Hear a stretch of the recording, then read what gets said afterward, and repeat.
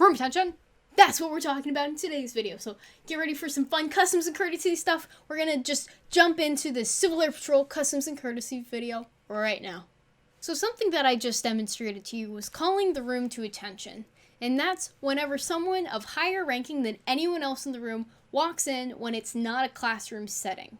So, for example, if there are some cadets sitting in a classroom and they're just relaxing, talking, they're on break, getting water, going to the bathroom and everything, and the squadron commander walks in. The first person who notices the squadron commander walk into the room snaps up to attention and says, room attention, and then everyone in the room snaps to attention, stops what they're doing as the person comes in, and then they'll say, as you were, and people will continue and carry on with whatever it is that they were doing. If there are only senior members or officers present and it's the commander coming in, then everyone would snap to attention after someone saying, ladies and gentlemen, the commander, and everyone's like, whoop, stands up. Most times, whenever you have like a wing commander coming to a meeting, that's when you would do it.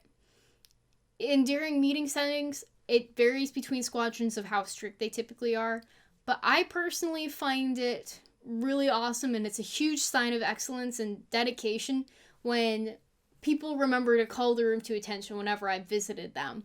Like, I've gone to some squadrons where they just don't do it, and they still have impressive programs, don't get me wrong, but it really impresses me if the cadets' customs and courtesies are really spot on, especially with calling the room to attention. And now I will discuss with you the position of honor.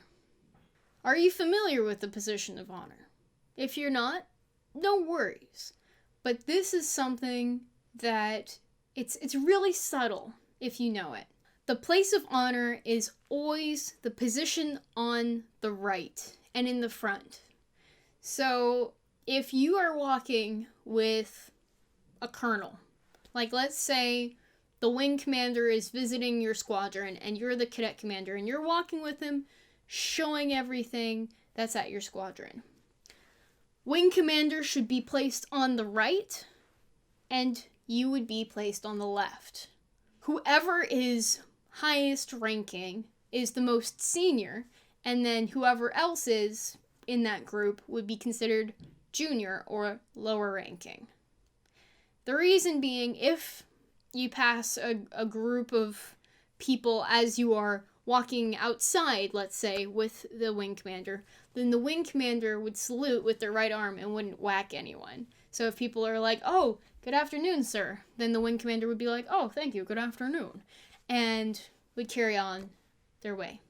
If a uniform inspection is taking place, then the senior-most person would be located on the left when they're facing the troops. So basically, if that commander took an about face and was facing their group, though they were originally on the right, they would then be on the left as they're doing inspections. The last thing I'm going to talk about today is reporting to an officer who is seated in some kind of office.